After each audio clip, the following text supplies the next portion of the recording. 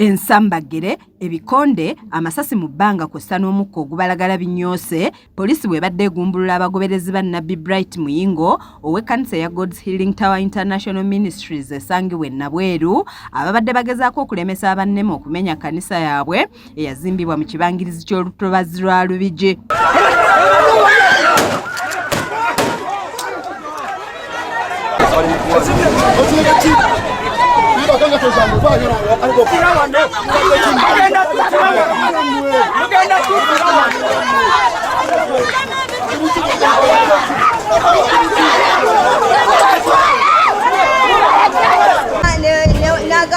N'ebitongole ebitaka ebitulabirira byonna tuli wano batulabirira n'abaana bange bano kubanga abaana bange bano bamulekwa.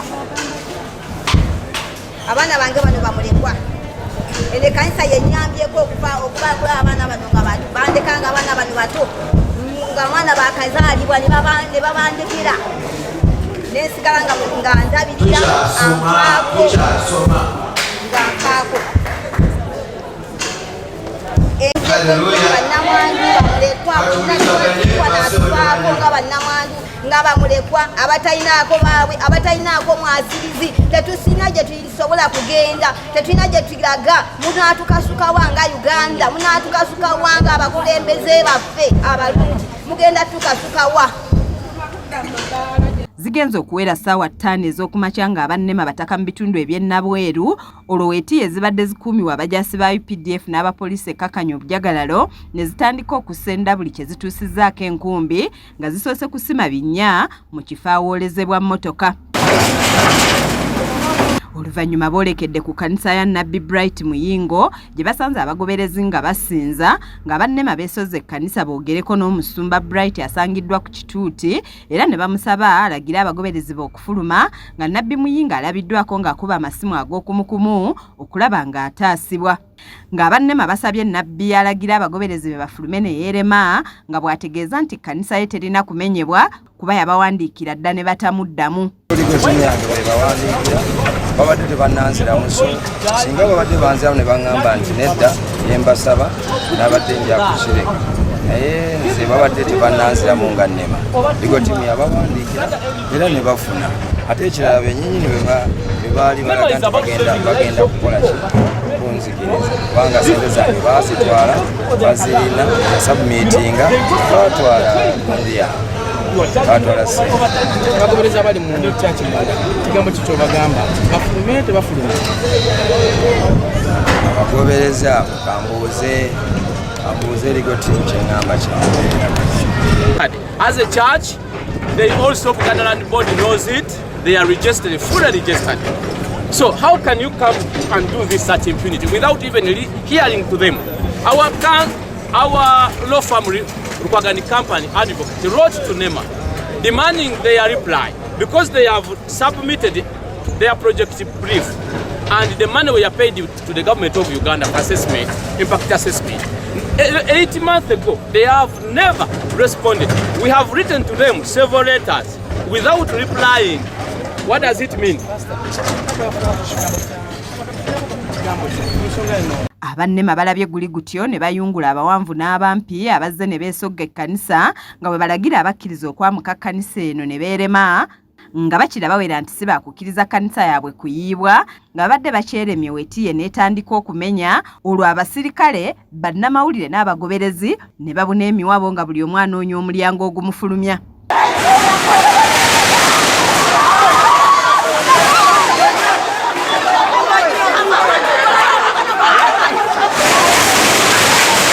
Abagobereza olufulumya obusungu babumalidde ku basirikale ne babakuba ebikonde olwo nawo ne babaanukuza omukka ogubalagala wamu n'okukuba amasasi mu bbanga kyokka bino byonna abagoberezi bye bayise ku mutwe ne bagenda mu maaso n'okulumba abasirikale nga n'abamu balabiddwako nga baagala okwekiika mu maaso ga weetiiye.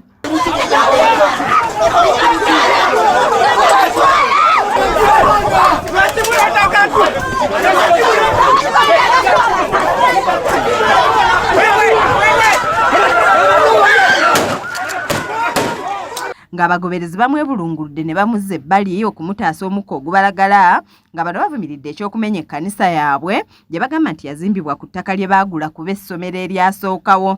babimenye ebintu byaffe byonna babyonoonye tugenda kuyimirira wa tuliwo mu kyamu twagulawo twasangawo essomero lye twagula ne batuwaawo.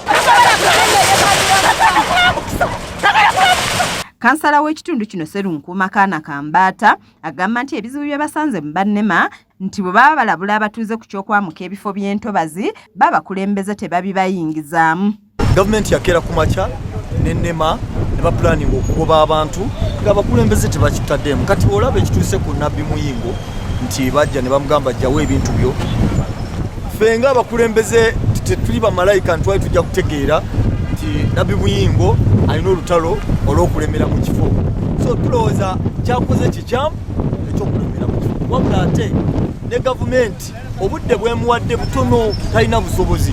So twandirowooza nti gavumenti singa abantu ng'abo ebongerayooko akaseera bawa ekiseera wakiri myezi 2 n'ebyo byonna twandibyogedde nga tufunye omukisa ogwogera nabo. Ekizibu kyokka kye tufunye era kye tukyasanze balefiji abavudde mu ntalo ekkonka tulinga bali mu lutalo bo babawa emmere naye kati ffe batugoba tebatuwa mmere tebalina kye batuwadde ennyumba bazimenye kati ffe tetulina kye tuzaako tugamba mbuki tusula bweru olwaleero emmere tetuyina olwa ne bonatuwa akawunga entamu bazikoonera mu nnyumba emirabo ne bagikola ki ne bagimenyaamenya kati ffe tuddewa kubanga ngokama bano katutunga banoonya obubudamu bwe tuba omunoonya obubudamu bamuwa emmere naye tewali kye batuwa n'amazzi kennyini entaapu zonna bazimenyaamenya katunywe gamwala tetumanyi kyakuzzaako tetumanyi gye tulaga tetumanyi na gye tudda wabula bwe tuli ewantu wamu bwe tuti nga bona olaba eggulu n'olaba n'ettaka wansi nga tomanyi ebikomerera nebikola ki nga bona ogatoma simanyi gyendaga ate simanyi gyenzira kitegeera ndowooza emmere waliwo ekigambo kyokugamba nga omuntu bamuwadde ekyokulya n'ogawayo refugee kati batusinga kuba bo babaleetera amazzi ne babawa ki ne babawa sabbuuni ne batuwasa